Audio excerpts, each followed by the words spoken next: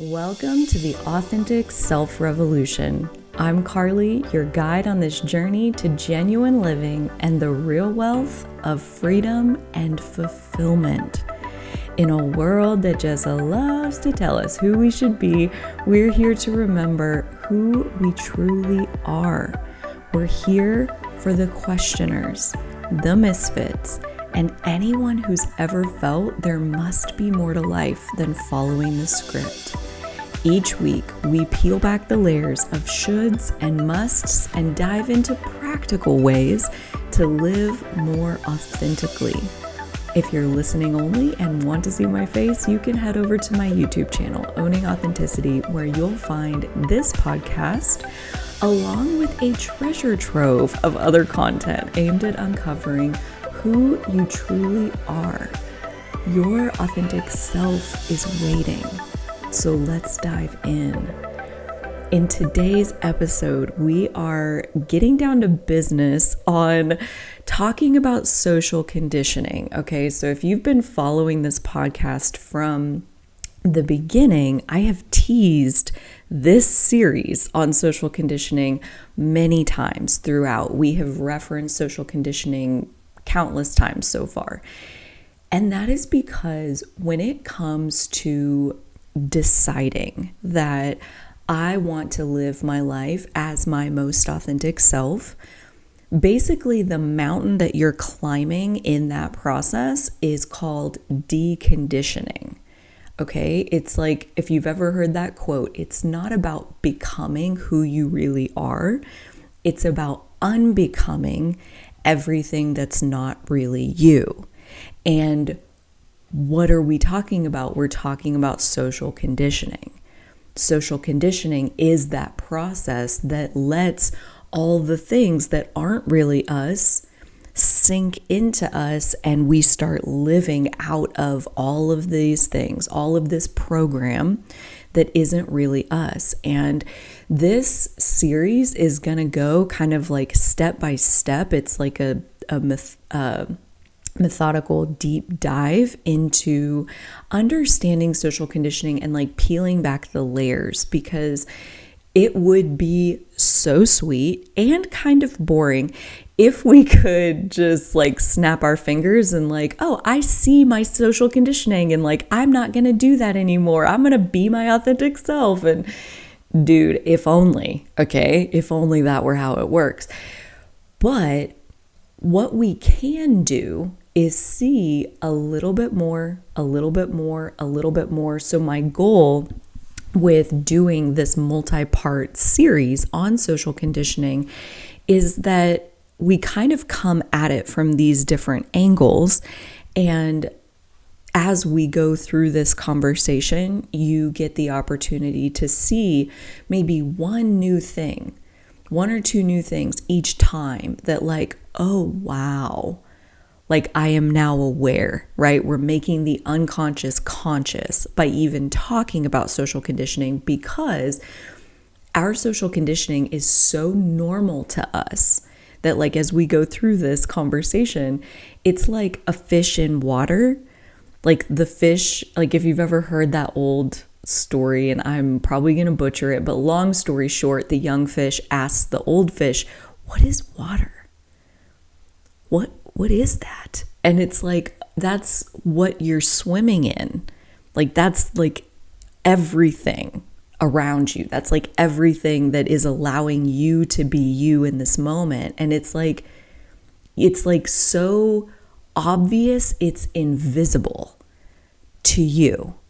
Okay. And this is also where, like, when we talk about social conditioning, it can be really helpful to have a space, like whether that's a community space or a coaching space or a therapy space or some kind of external mirror that you can look into, that you can be reflected by, because our social conditioning is such a blind spot for us. Like it's so normal. And the reason for that is because we, like, as far as when conditioning starts, there's like varying research, but let's say at the latest, it starts the day you're born. Okay. And actually, there's research that starts to show that the brain starts to be influenced and conditioned and molded and formed by its external environment as early as the third trimester, maybe even the second trimester. So, like during your mother's pregnancy, your conditioning was already started. Okay. So that means like her stress levels, her hormones, how much noise was in the environment, how many spikes of cortisol did she feel, how blissed out was she, like all of these things that were going on for her while you're baking in the womb, it's already started.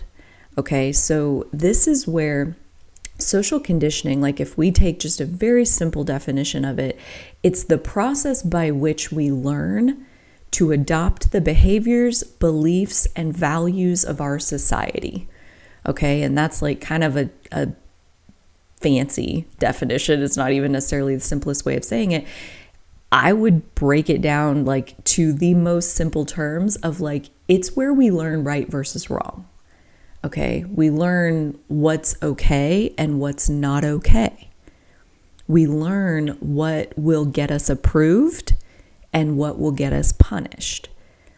Like social conditioning is how we learn to fit in to our social group, to our family, to our school, to our church, to our grandparents' house. Like when you learn that, at home you can act whatever way, but like you get this speech on the way to grandma's house about being on your best behavior and how like this, and this ain't gonna fly at grandma's house. Like you're being conditioned by that speech. Okay, you're being taught that these are the values, these are the beliefs, this is right and this is wrong. And like basically social conditioning is this box that is constructed day by day by day, year by year by year. This box that we learn, like when you get in the box, good things happen. And when you stay out of the box, bad things happen. Okay, good versus bad, right versus wrong, etc., etc. And all of it boils down to a safety strategy. Okay, like self-protection. It's about survival. It's about like fitting in is a biological need. I was going to say it's a biological imperative because like from our biology, from like the most unconscious place of our body wants to reproduce. Our body wants grandchildren. Okay, so that's why survival matters. Like you want to survive so you can reproduce, so your kids can reproduce, and like your genetic material will be passed on. Survival.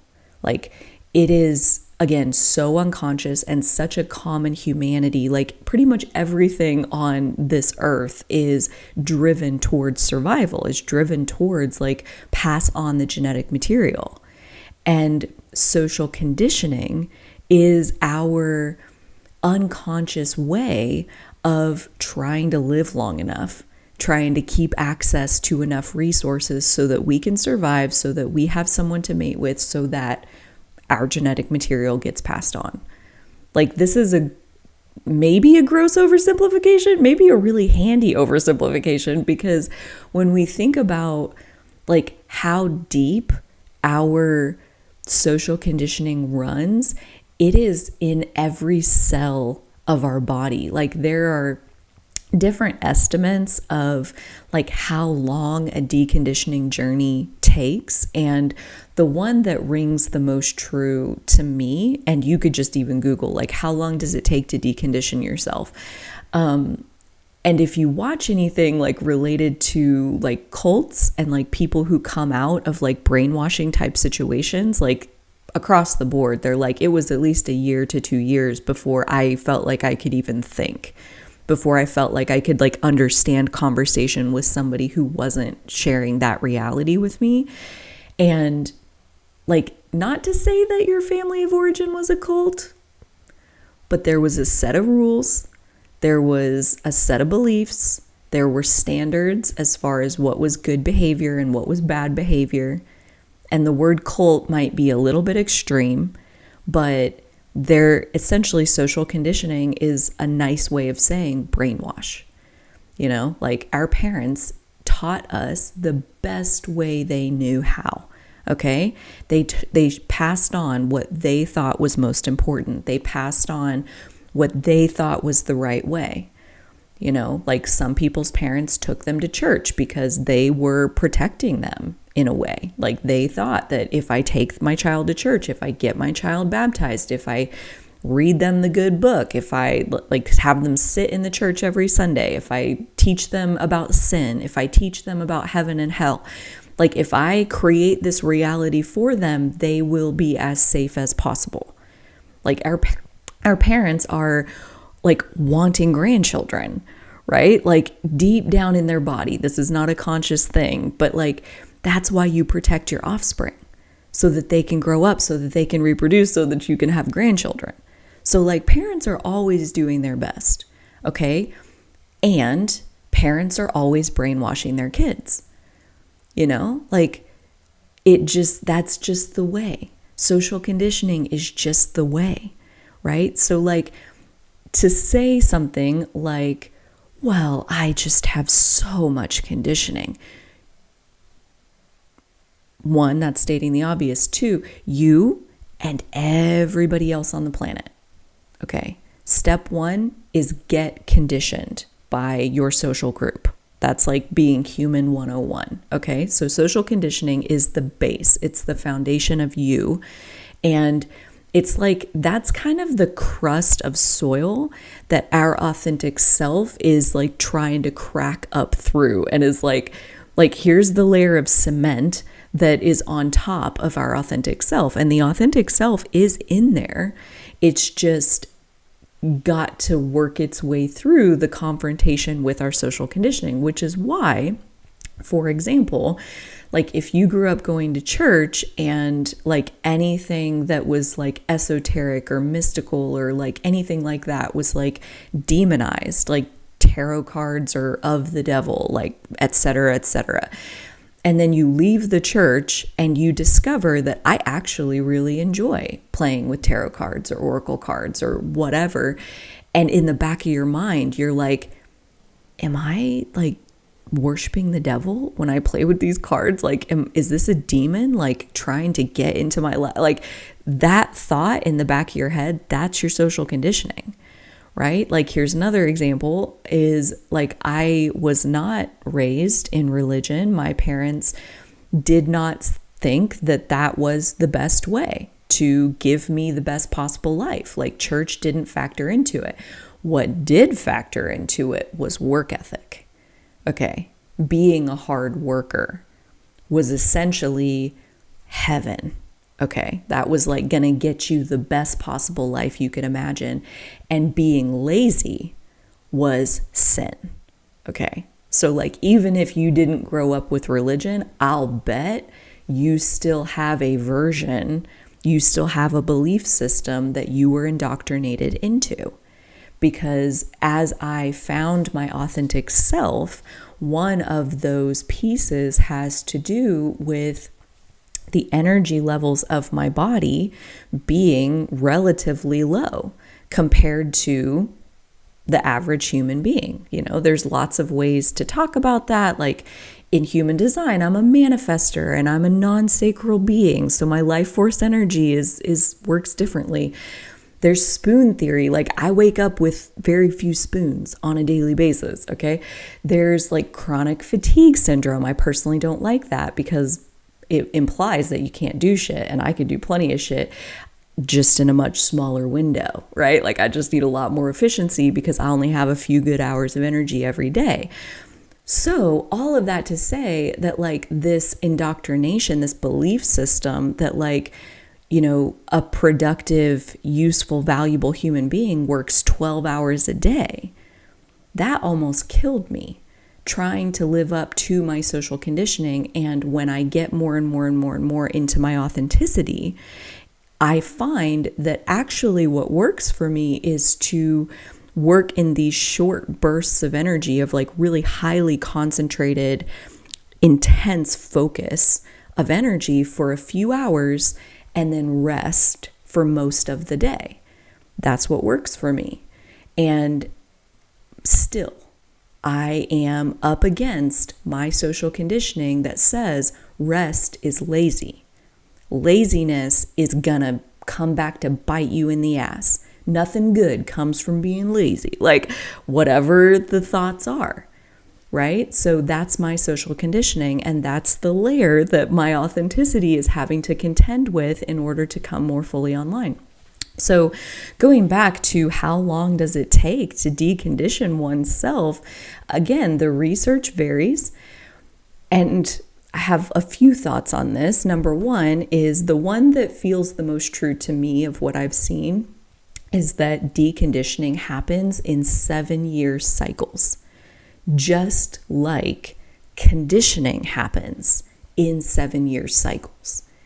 And so a couple of things about that. So when we say deconditioning, it's like that unlearning process. And the first step of deconditioning is to even become aware of something that feels out of sync with who you really are. Recognizing that a thought, a belief, a value, a behavior, an action, whatever, a perspective, a stance, a political opinion, I mean, it can be anything. Recognizing that that's part of this layer of social conditioning that was put on me. It's not the authenticity that lives inside of my unique soul. Okay, so like even recognizing that like something is my conditioning. That's step number one. And then recognizing like, okay, so how are you acting on that social conditioning? And you'll probably find that there are many things in your life that have been built into your life because of that belief. You know, like because I believed I was supposed to work hard, I took this particular job. I worked in this particular style. I, opted not to do that. And I did do this, like on and on and on. Like you see how these socially conditioned ideas of right versus wrong, they grow root systems out into so many different facets of your life.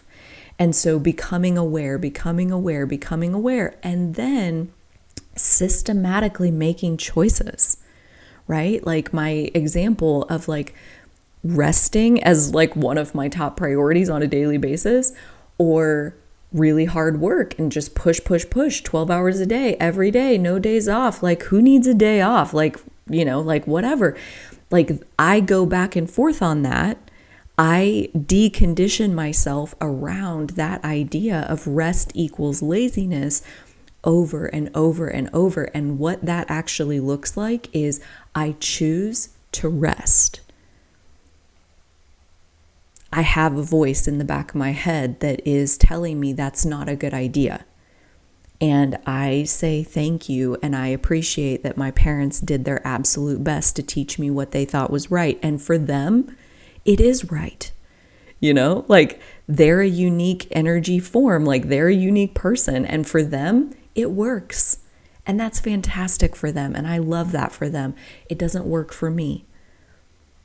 So over and over and over, I choose to ignore. I choose to listen to what that voice is saying and then ask it to step aside so I can get back in the bed and I can rest.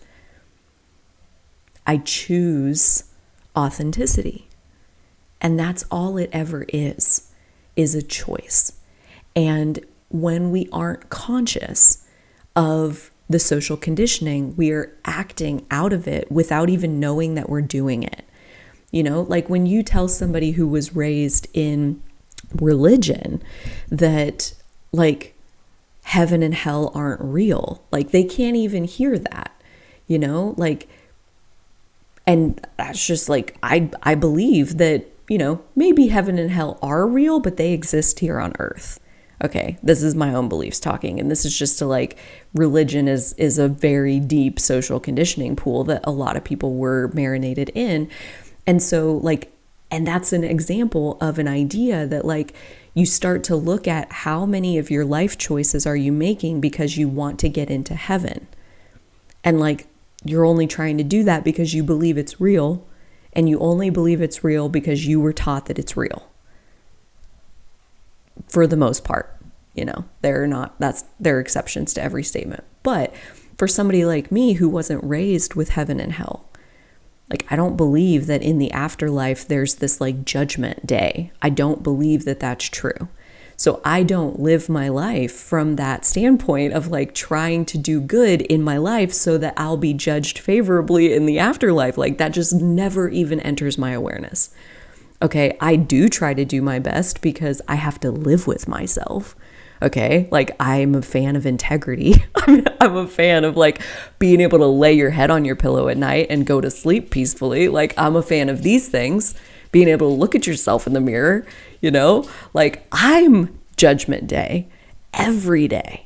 Okay, so like, it's not like I don't believe in the concept of like doing your best in the world, but like, I'm not motivated in my decision making by what's going to get me approved of and like open the pearly gates of heaven and like I'll get to go in, like, so when you start to think about how many things do you believe that like you don't even really question them, and that's what social conditioning is. It's our unquestioned beliefs, values, behaviors, attitudes.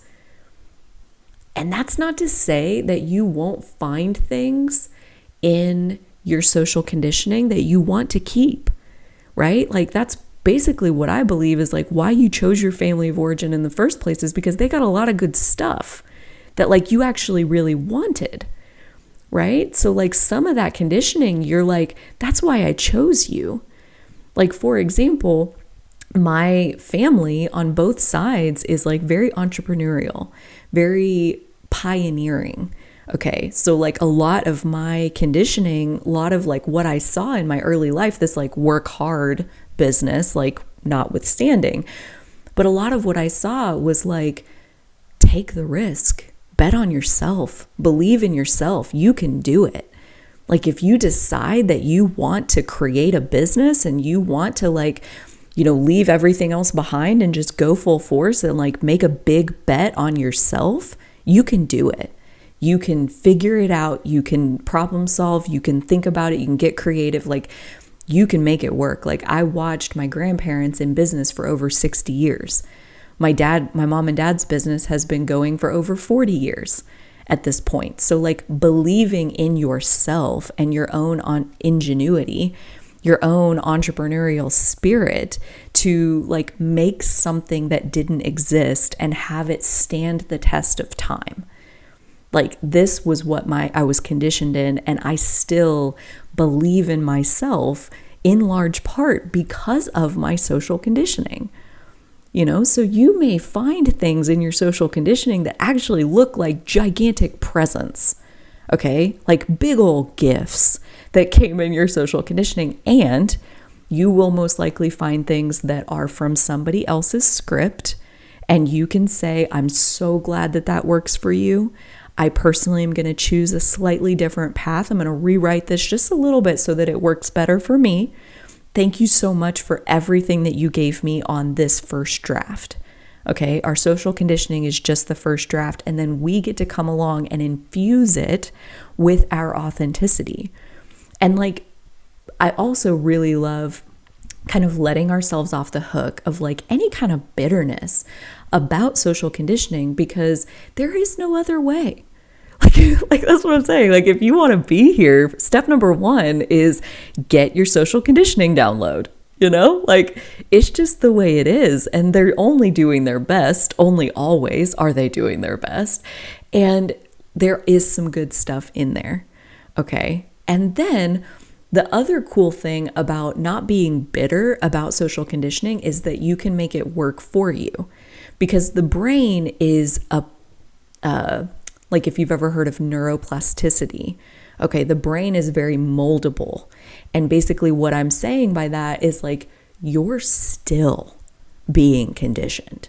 Okay, like, it may take more repetitions. Like, now that we have a conscious mind, like as an adult, there's like more layers of discernment for an idea to penetrate into your being, versus like when we're young, like those years of like 0 to 7 or 8 years old, like those are the years of wet cement. Like, there is no conscious mind. There's only unconscious. There's only receptivity of just like downloading from your environment everything that everybody else thinks. You know, that could be thoughts about the world. That could be thoughts about you. For better or for worse, you just take it in and internalize it and make it yours.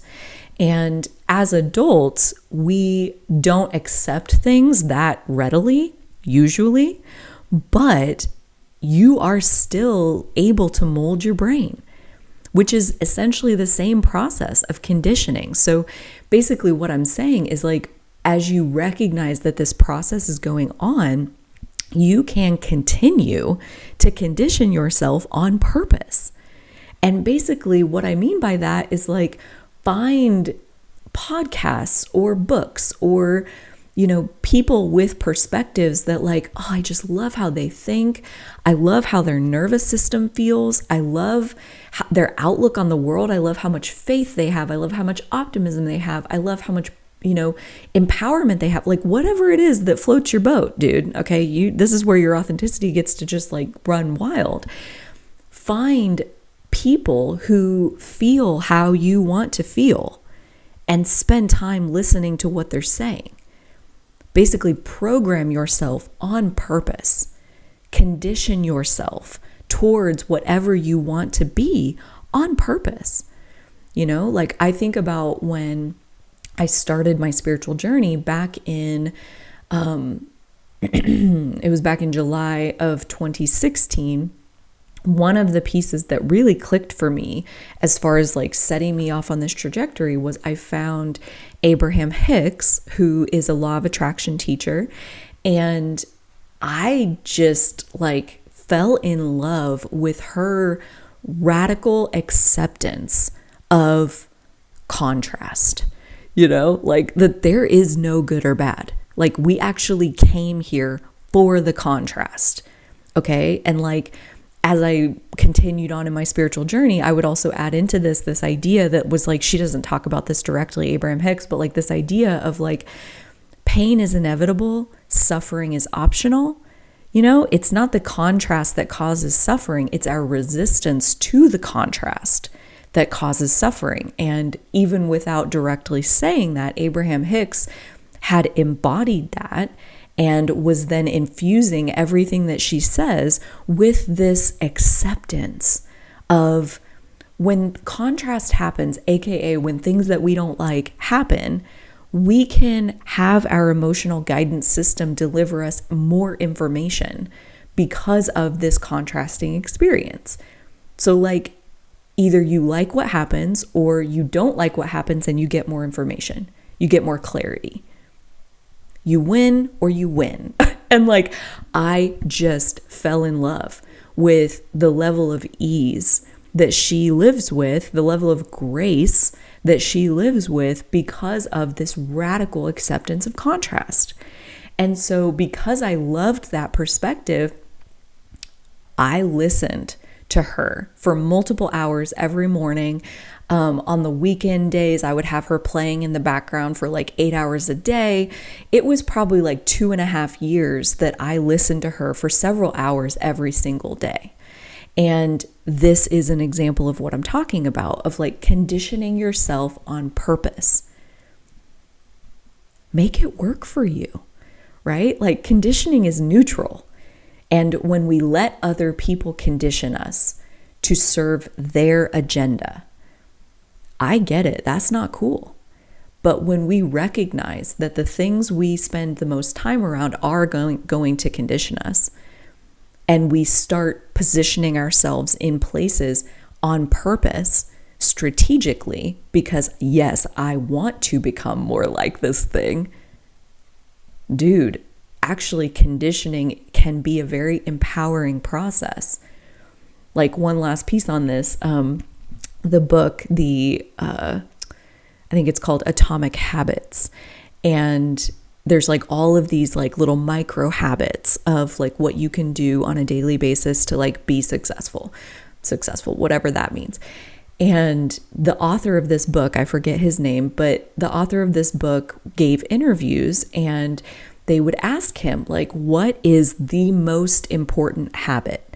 And eventually he started to realize, and he started to give this answer of, the most important habit of what you do on a daily basis are the 5 people that you spend the most time around. And, my example with Abraham Hicks, that might be physical people who like live in your house or is like your coworker at work that you spend a lot of time with at your job. It could also be some lady on YouTube who you spend hours a day listening to. For 2.5 years, Abraham Hicks was one of the people that I spent the most time around. And I became a lot more like her. Like my perspective got more and more and more in alignment with how she saw the world. And I felt better and better and better as a result. So as you're being conditioned, as that's still going on, the only thing to really pay attention to, and this is back in the realm of authenticity, is do you feel better and better and better as you're being conditioned by this thing that you're exposing yourself to? Or do you feel worse and worse and worse and worse as you're conditioning yourself by exposing yourself to this thing? And hopefully you're choosing the one that makes you feel better. So this is our opening installment on social conditioning. And like I said, we've got several more episodes coming where we're going to dive deeper into this. In the meantime, I'd like to invite you, if you are wanting to get crystal clear on what it is that you really want, what your soul wants, what your authentic self wants, right? What bubble of authenticity is inside of your soul that is trying to break through this layer of social conditioning. This is what I do in my authenticity activation session. So you can go to owningauthenticity.com/activate to check out this complimentary 45-minute Zoom session where we can talk about what you truly want and what's in your way.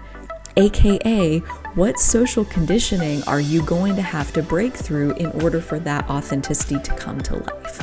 So if that sounds cool, if that sounds interesting, and you're maybe you want to do that, owningauthenticity.com/activate, and we can sit down and have one of these Zoom sessions and talk about your specific situation.